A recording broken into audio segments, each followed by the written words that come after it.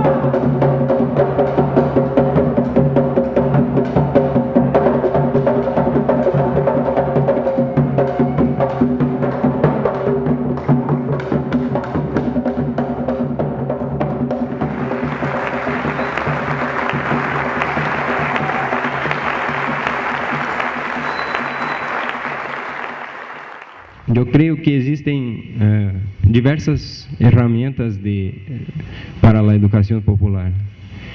Una de las más importantes que surge junto con la pedagogía del oprimido es el teatro do oprimido, que es un poco lo que vimos aquí, que son las intervenciones culturales con la población para que a partir de ellas se haga una reflexión.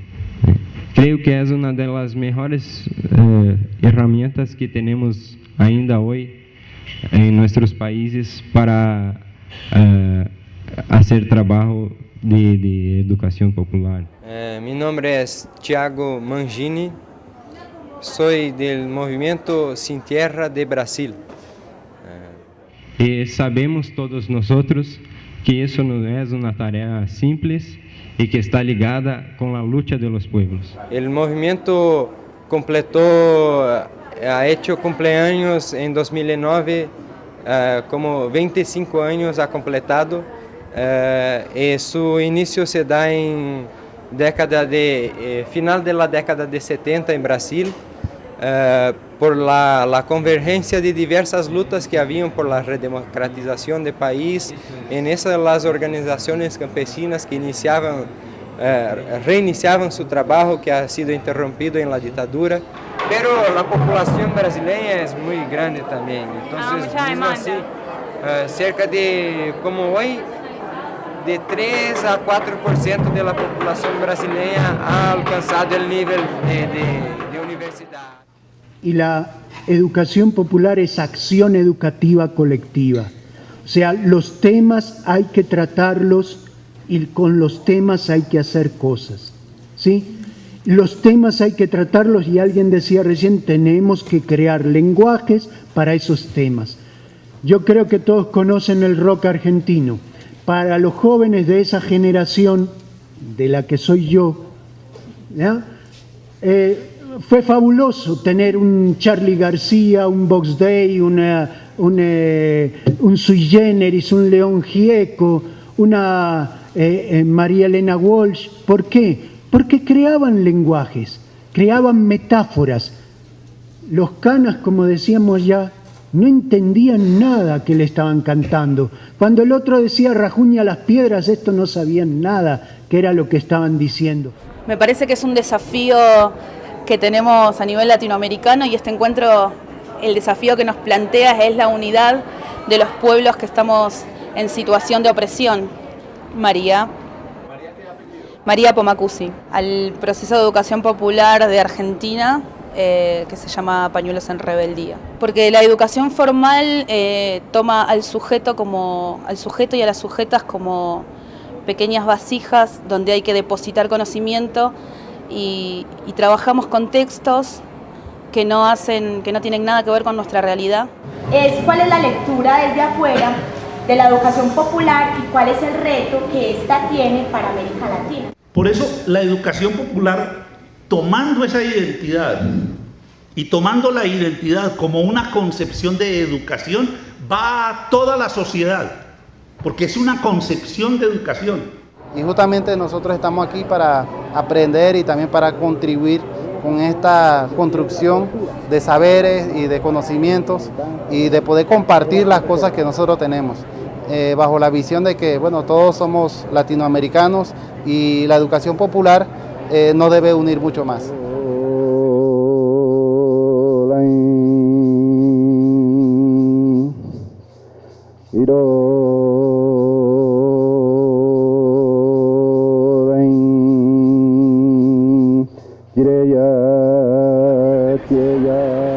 Me llamo Celio Guerra, pertenezco a la Asociación Programa Rural de Acción Social y Desarrollo, PRASDE, Panamá.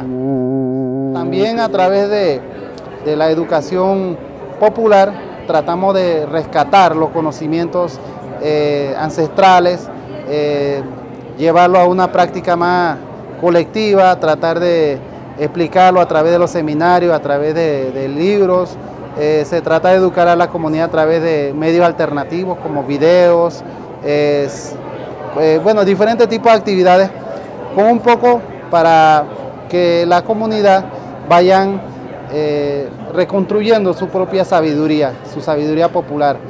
Y a través de esto nosotros podamos mejorar las formas de organización de nuestras comunidades, las formas de producción, la economía, cuidar el ambiente y muchas cosas que son necesarias, pero desde nuestra propia visión y considerando los conocimientos ancestrales. Invita a bailar, pues bailan, y las demás seguimos cantando.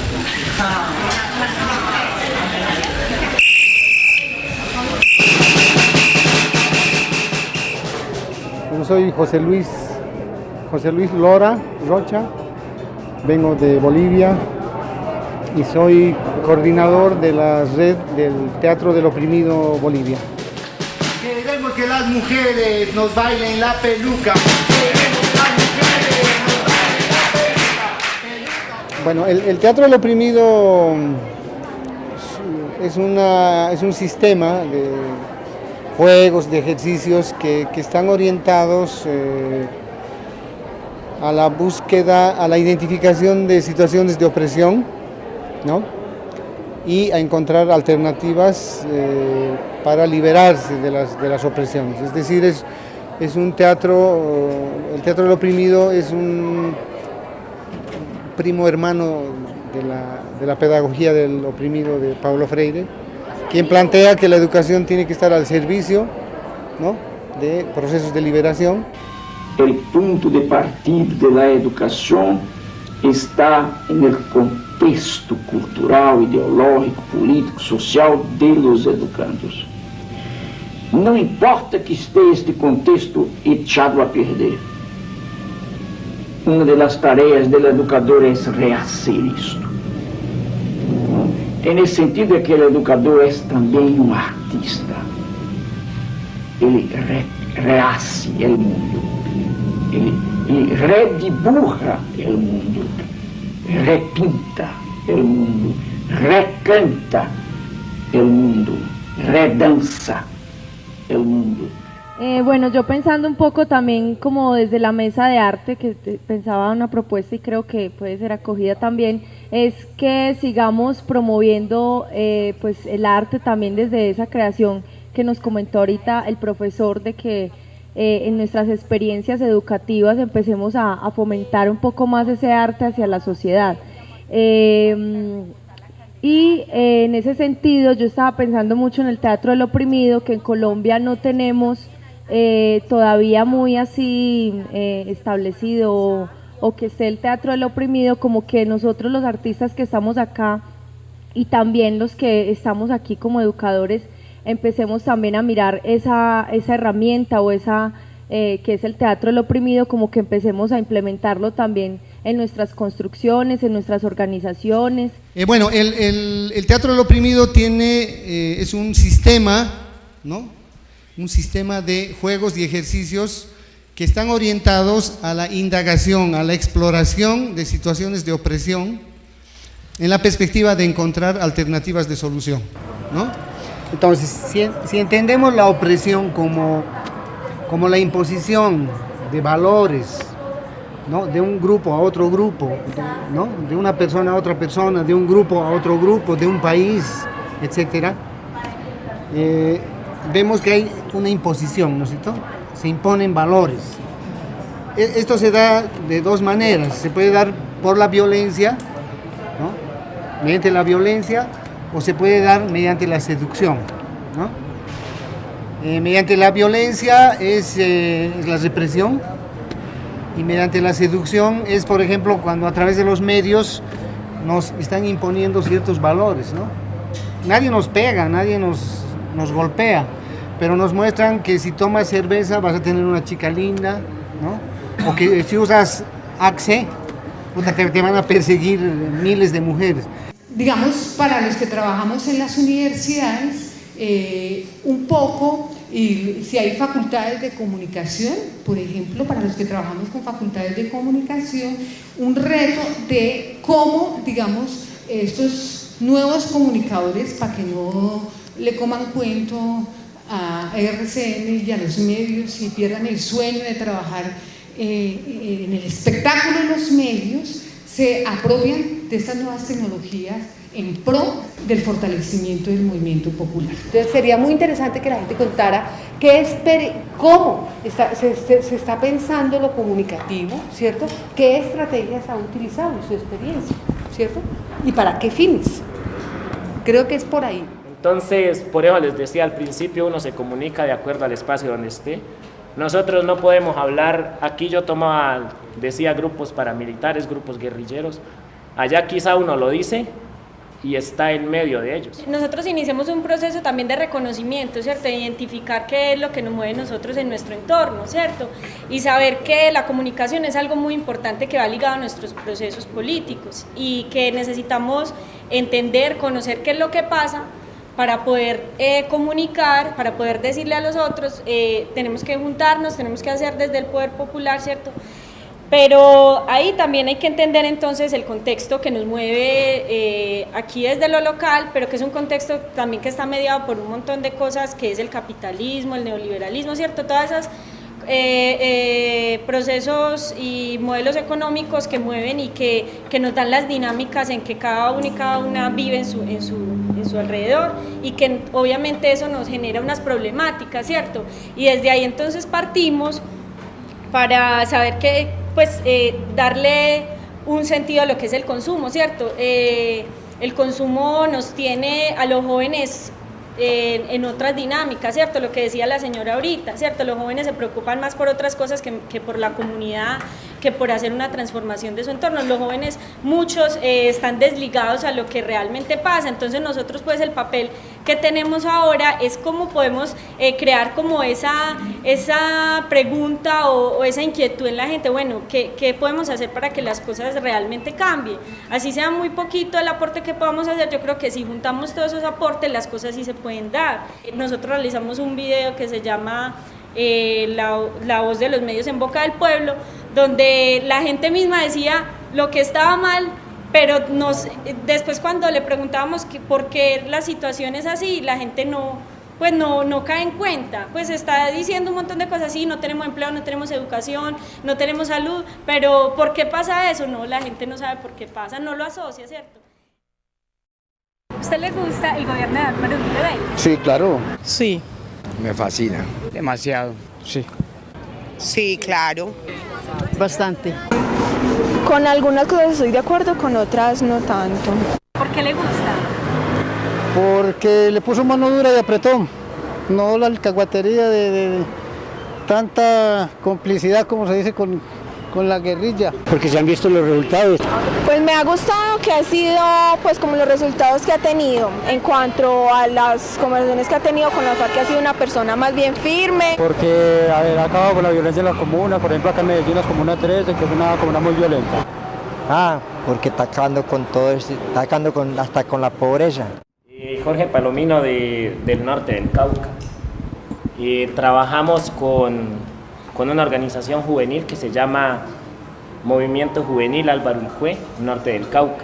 La base de comunicación, digamos que trabajamos mucho con las emisoras comunitarias y pues hay una en Santander de Quilichao, que es la emisora Radio Payuma, que es la que más funciona, que incluso hace 6 meses se dañó y están reparándola, pero por cada municipio tenemos una emisora comunitaria que esa se enlaza con las demás emisoras en todo el Cauca, que incluso se oyen programas hasta de otros países, se enlazan todas las emisoras y es por medio de ellas donde damos a conocer los productos o los trabajos que se están haciendo en las comunidades. Bueno, el proceso de jóvenes del Álvaro Urqué, le decimos, en el norte del Cauca, nace en los años 1980 a partir de unas problemáticas vividas no en todo el norte, pero sí en el municipio de Toribío, que quizá es muy conocido por el conflicto armado que se vive allá. Entonces, en ese tiempo, en 1975 creo, llega un sacerdote indígena de un municipio de Caldono y ve unas problemáticas tanto en la comunidad mayor como en los jóvenes. Y en la comunidad mayor se vio una problemática de que estaban divididos todavía afectaba un poco la guerra del 48, donde se peleaba por partidos políticos, los liberales y los conservadores. Y para la juventud se veía que eran jóvenes que trabajaban toda la semana, pero que a finales de la semana todo lo que trabajaban se lo gastaban en las cantinas, y que en ese tiempo no existía el licor como ahorita, el ron, el champaña, pero sí existía la chicha, famosa de las comunidades indígenas, y el aguardiente de allá. Lo que él hace es empezar a crear una escuela de formación donde pudiera capacitar a los jóvenes de una manera que pudieran ayudar a sus comunidades. De esa forma nace el movimiento juvenil Álvaro Urqué en 1980, y hasta ahorita pues se ha venido trabajando en la capacitación de los jóvenes. Por ejemplo, nosotros tenemos un espacio muy importante que es una granja de abastecimiento alimentario, donde los niños de los colegios y de las escuelas van a compartir con nosotros en ciertos encuentros y en ciertas cosas, dándoles a entender de que se aprende más en la práctica que estando todo el día sentados en un aula de clase. Joana Castaño, del proceso de tiendas comunitarias del norte del Tolima.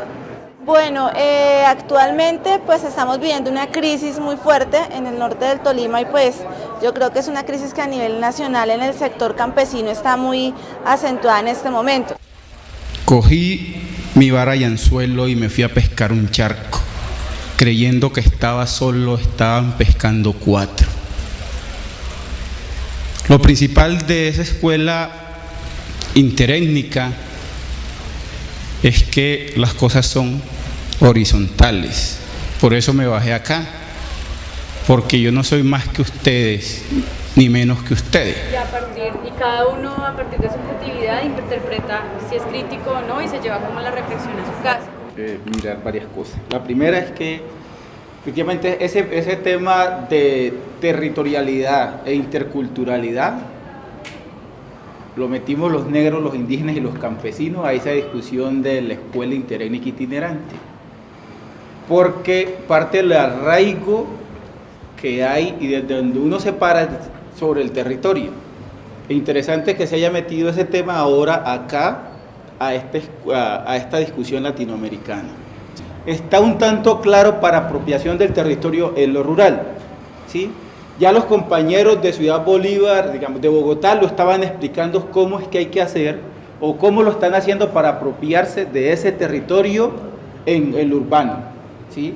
Pero más allá de eso, uno dice, ¿cuál es la relación, cuál es el puente que hay que tender entre eso que se llama urbano y eso que se llama rural? Un educador popular brasilero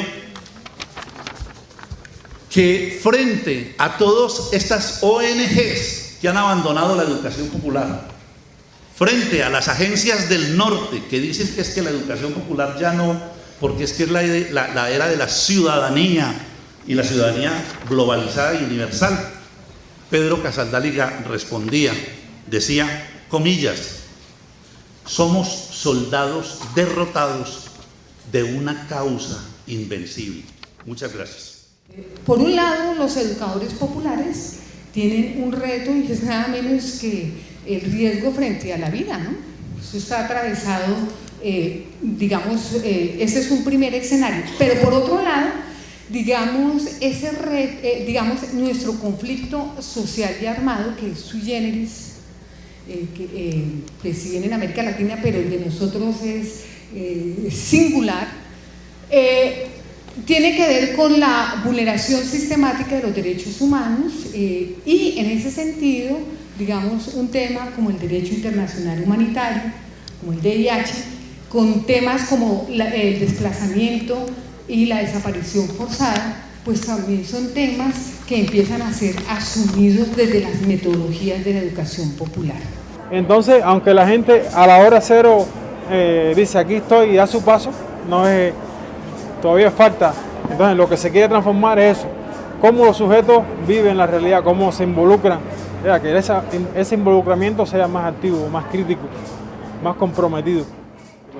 Yanoris Bernal Carrasano, vengo de Cuba, del Centro Memorial Dr. Martin Luther King, que tiene su sede en La Habana, en Ciudad Habana. Es un proceso de no violencia, de hecho el nombre es un homenaje a quien fuera un exponente de la no violencia, que fue Martin Luther King. No, en Cuba subyace todavía el modelo de educación tradicional en muchos lugares. O sea, para nada eso está solucionado. Y no se pueden negar las conquistas de la educación. O sea, ese sector ha avanzado considerablemente y Cuba está considerado como un país privilegiado en la educación. Pero no estamos satisfechos con el sistema, o sea, todavía con las formas y las maneras que todavía tienen que ver con un modo de educación tradicional, o sea, donde hay una división muy grande entre el educando y el educador, o sea, ese educador que va con su saber y que reprime de cierto modo al educando porque lo abruma con su conocimiento, o sea, él es el que sabe y va a enseñar, el otro no sabe. Entonces, que lo que se quiere transformar no es el orden existente, o sea, no se quiere transitar hacia el capitalismo, estamos convencidos que la opción es el socialismo y estamos apostando por ella, ¿no? Y entonces, pero sí se quiere transformar e involucrar más a las personas más activamente en el proceso social que se está construyendo. Es una especialidad que solo nuestra gente tiene. A mucho honor. Gente inteligente, gente bien preparada técnicamente para su ritmo de vida, que inventaron, por ejemplo, el concepto de sentipensante. Ese sentipensante que aparece en mis libros, eso no lo inventé yo, eso fue allí en una de las ciénagas, cerquita de San Benito Abad, cerca de Jegua, por allí, por esos sitios. Que a alguno se le ocurrió, algún pescador que iba conmigo, ¿no? Dijo, mire, nosotros sí en realidad creemos que actuamos con el corazón, pero también empleamos la cabeza. Y cuando combinamos las dos cosas, así somos sentipensantes. Un concepto tan sencillo, ¿cierto? Se entiende, es muy bonito, tan bonito que me lo robó Eduardo Galeano. La idea de construir un centro de pensamiento alternativo, donde recoge distintas tendencias políticas y revolucionarias, ¿sí? Donde busca incidir política y pedagógicamente en el quehacer regional e internacional, frente a una apuesta y un legado que deja el maestro Orlando Falsborda antes de su muerte, con todos los debates que pudiéramos tener con el maestro. Desde una pedagogía de la educación popular, desde una pedagogía mucho más reflexiva, mucho más crítica, que permite avanzar hacia la construcción de ese sujeto político, y manejamos la idea de que el conocimiento no solamente está en la escuela, no está en las aulas de clase, sino que ese conocimiento también se puede dar por fuera, y es el conocimiento de los mayores, el conocimiento de los ancianos, el conocimiento del agrosembrador y el conocimiento del sembrador intercultural, que es la otra figura que nosotros manejamos en este trabajo de la réplica y de poder consolidando la organización social. Levo de acá para el Brasil una gran esperanza, una gran voluntad así de percibir que acá en Colombia, como en otros países que hemos vivenciado en esos días de su intercambio, de que es posible el cambio de la sociedad hoy, es posible luchar, enfrentar y quizá derrotar el capital y construir otras alternativas ante a eso. Una de las bases de esa transformación ciertamente es la educación popular, porque ella que siembra la semilla de la deuda en la cabeza de las personas, del cuestionamiento, de ellas no se conformarem con su situación y se revoltarem y por tanto sentirem necesidad de junto con otras personas se organizarem para mejorar su vida. Entonces eso es un gran ensinamiento que levo de acá, que hemos traído un poquito también de nuestra pequeña experiencia para compartir aquí con todos nosotros. Y otra cosa que me ha llamado mucha atención en esos días acá es ver que las raíces de la educación popular, la cepa de la educación popular no está apagada, no está olvidada, y sí está viva, presente en nuestras organizaciones.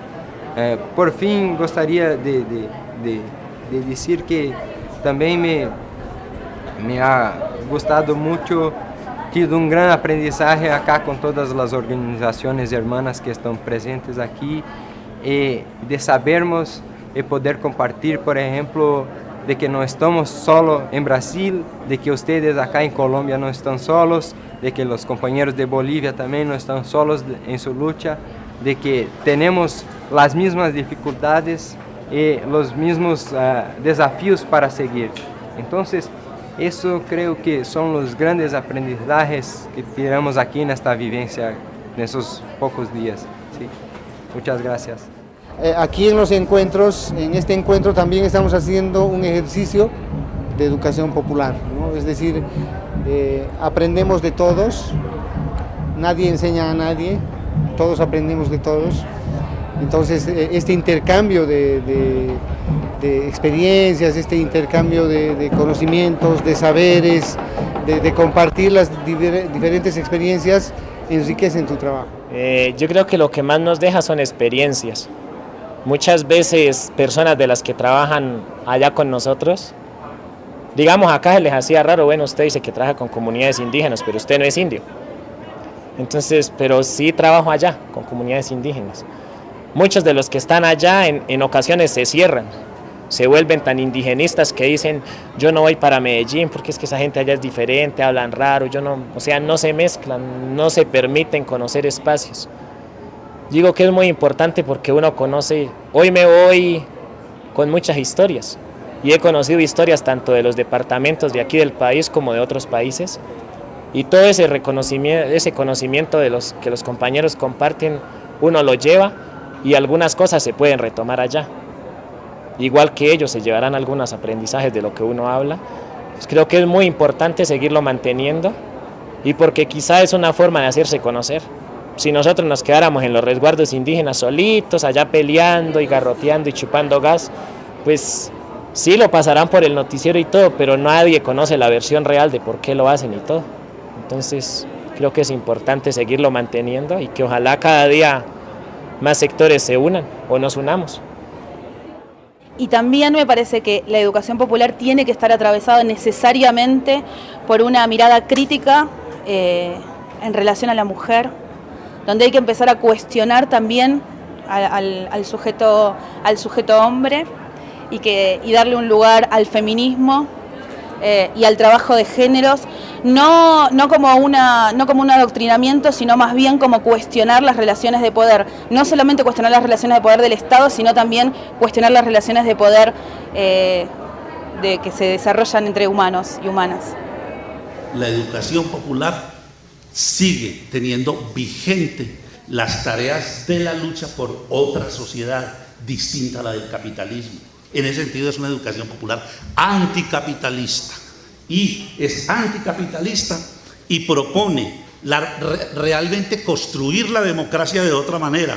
Por eso plantea nuevas formas de democracia.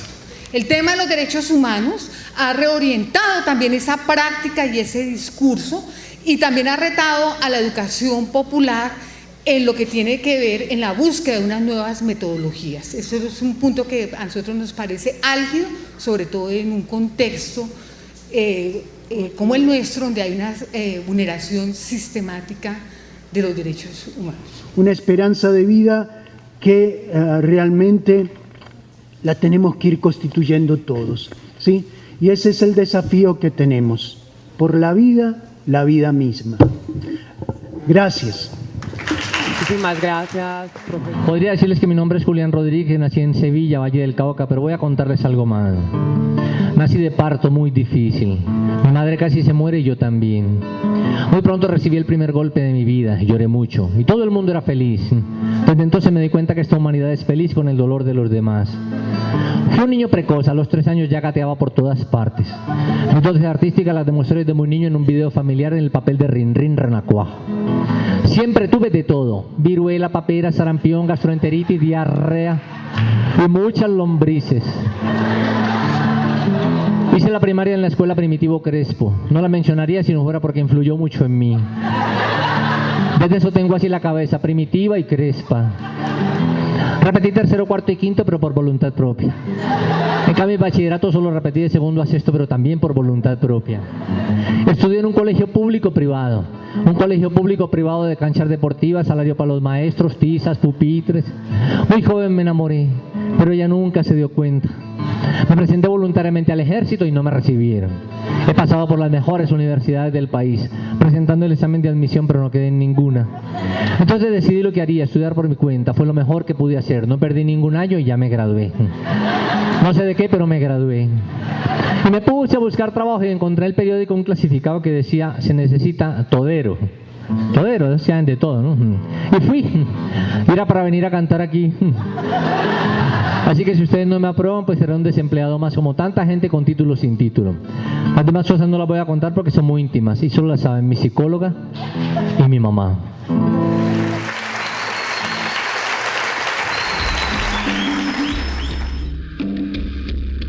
Entonces, no podemos jugar a la diferencia si planteamos el problema de la igualdad, porque en el proyecto de la globalización está ya planteado.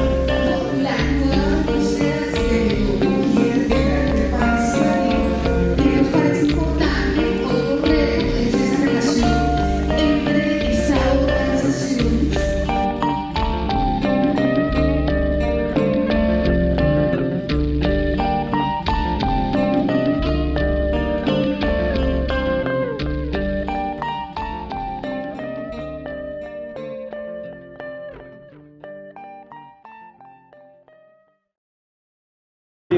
El cuerpo también tiene muchos tabús y tiene muchos miedos de moverse y de expresarse. Yo creo que la música del juego es la oportunidad perfecta para liberarse, ¿sí? Y para ir construyendo pues lo que ellas y ellos quieren.